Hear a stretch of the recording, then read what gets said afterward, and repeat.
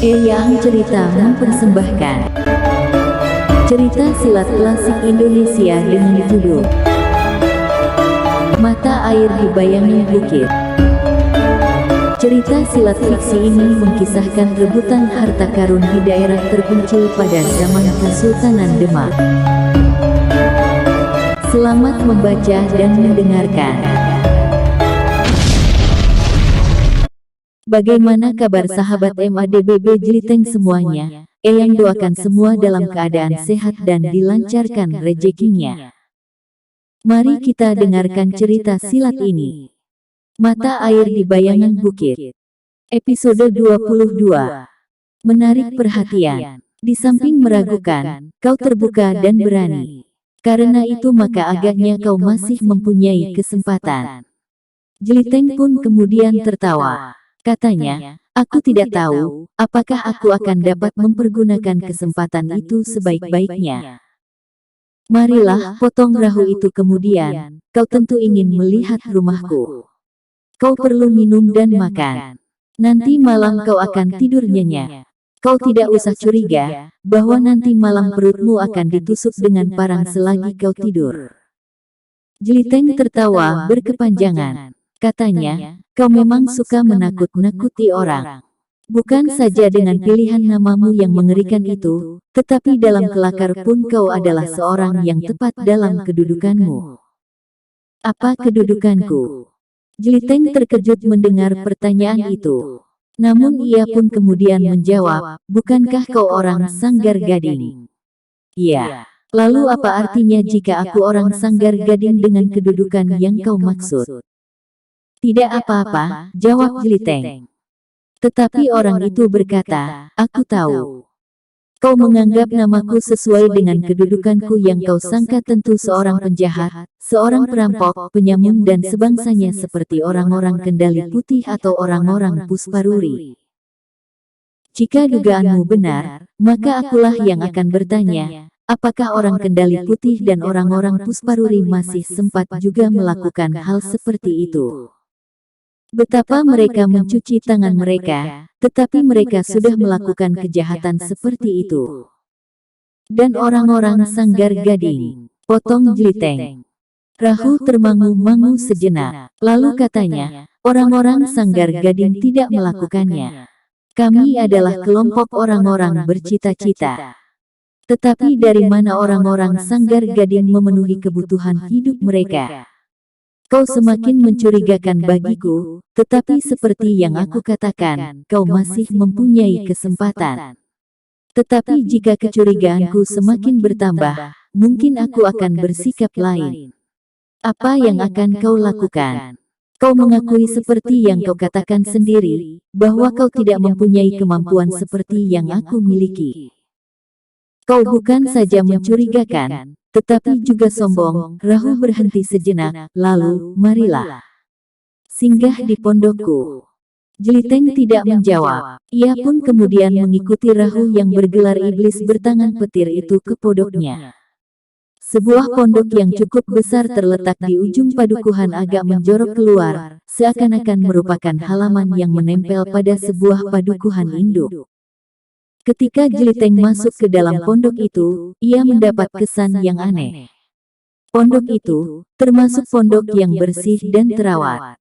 Meskipun tidak memiliki perabot yang baik dan bernilai tinggi, namun pondok itu memberikan kesan yang menyenangkan.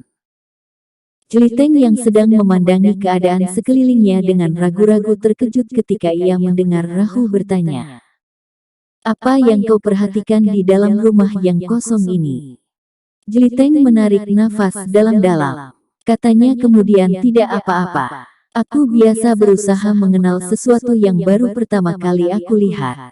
Bukan saja rumah ini, tetapi juga padukuhan ini. Barangkali kau sedang memperhitungkan kemungkinan, lewat pintu mana kau akan melarikan diri jika kau terjebak di dalam rumah ini, berkata Rahu pula. Jeliteng tertawa, tetapi ia tidak menjawab. Duduklah. Yang ada hanyalah amben bambu, iblis bertangan petir itu mempersilahkan. Jeliteng pun kemudian duduk di amben bambu yang besar. Sementara Rahu berkata, Aku akan menjamumu sebelum besok kita bersama-sama pergi ke padepokan Sanggar Gading. Jangan takut, kudamu pun tidak akan kekurangan makan. Di sini banyak rumput yang hijau segar. Orangku akan menyabit rumput buat kudamu melebihi kudaku sendiri. Jeliteng tidak menjawab. Ketika Rahu masuk ke ruang dalam, maka ia pun sekali lagi memperhatikan ruangan itu dengan saksama. Ruangan itu nampak bersih. Tidak ada sarang laba-laba di sudut-sudutnya. Dindingnya pun nampak terawat, sementara di atas amben bambu itu terbentang selembar tikar yang putih. Lantai tanah di bawah amben itu sudah mengeras. Agaknya setiap hari lantai itu disiram dengan air, dan kemudian disapunya hingga bersih. Di sudut nampak sebuah geledek kecil dengan sebuah ajuk-ajuk di sampingnya.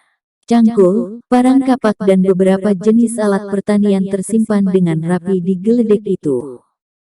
Jeliteng semakin angin mengetahui lebih banyak dari pondok yang termasuk agak besar di padukuhan itu.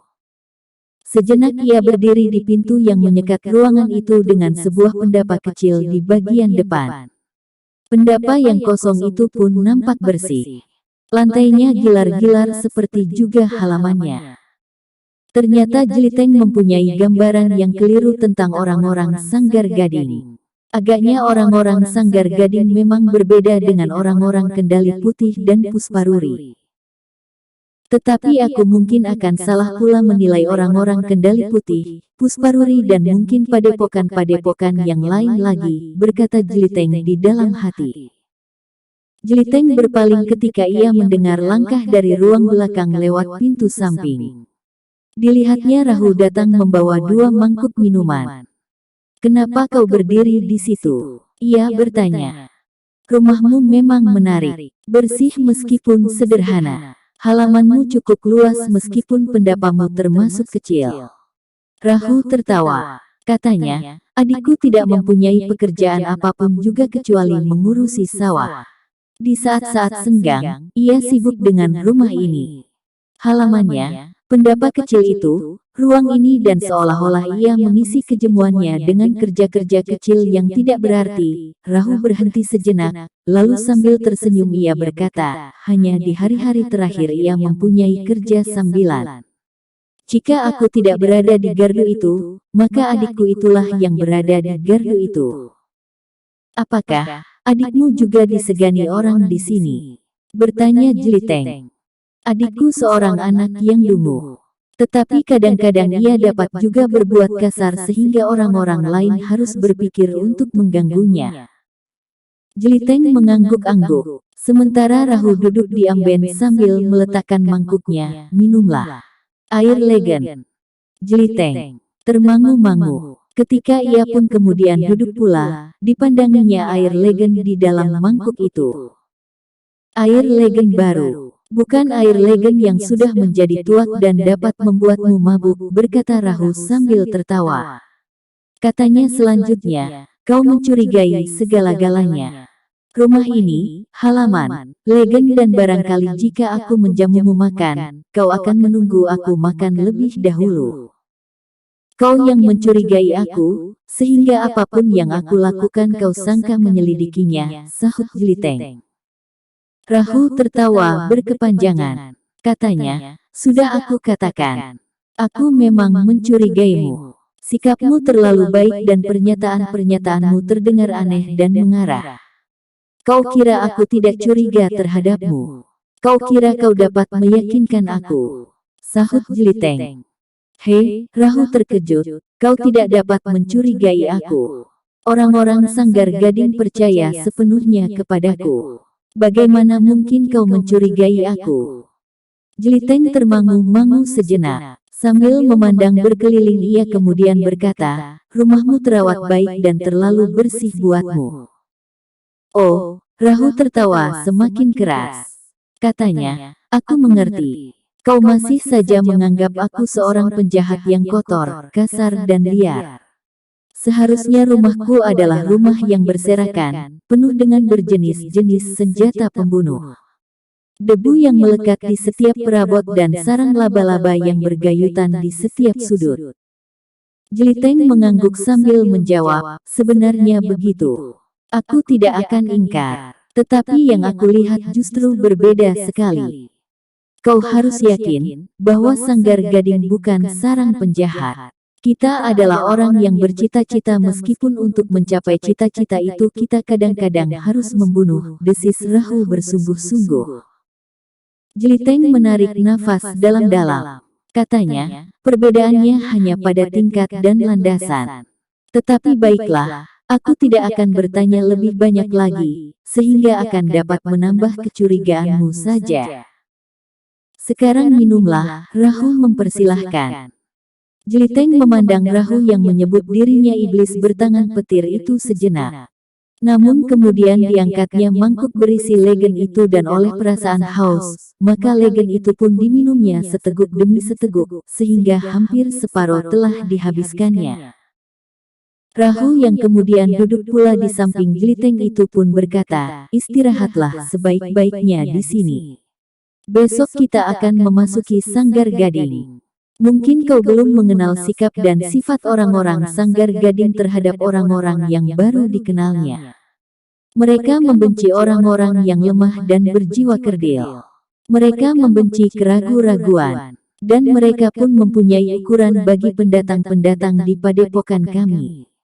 Apa yang kau maksud? Bertanya Jeliteng. Beberapa orang kadang-kadang tidak yakin akan kemampuan orang-orang baru yang datang ke padepokannya. Ada semacam keinginan untuk menjajaki mereka yang baru dikenal itu. Apakah itu akan berlaku juga terhadapku? Bertanya Jeliteng. Mungkin sekali, jawab Rahu. Cempaka, dan kau pernah melihat bahwa aku mempunyai kemampuan yang cukup, berkata Jeliteng kemudian. Aku dan Cempaka yang sudah melihatnya. Tetapi yang lain belum. Aku tidak tahu, apakah Cempaka pernah mengatakan kepada mereka bahwa kau mempunyai beberapa kelebihan. Tetapi jika ia tidak mengatakan apa-apa, maka kau akan mengalami. Jeliteng tertawa katanya, apapun yang akan aku alami, aku tidak peduli. Aku adalah seorang petualang yang menyenangi pengalaman, yang aneh-aneh di dalam hidup ini. Tetapi yang perlu kalian ketahui, aku tidak ingin bergabung dengan orang-orang Sanggar Gading. Jika aku datang maka aku adalah Bantaradi. Aku yang tetap berdiri atas kehendak dan kepribadianku sendiri. Rahu tertawa. Katanya, kau benar-benar orang aneh. Sombong, tetapi ragu. Jeliteng tertawa pula. Jawabnya, kau mempunyai penilaian yang salah terhadapku. Hei, apakah kau juga ingin menjajaki kemampuanku? Sebenarnya begitu. Aku ingin melakukannya. Tetapi di luar rencanaku, aku sudah menyaksikan lebih jelas dan meyakinkan dari yang aku lihat di malam hari itu. Kau sudah melawan 3 orang gegeduk di padukuhan ini, meskipun dengan penuh keragu-raguan.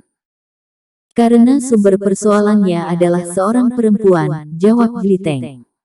Pembicaraan mereka terputus ketika seorang laki-laki muda masuk lewat pintu butulan.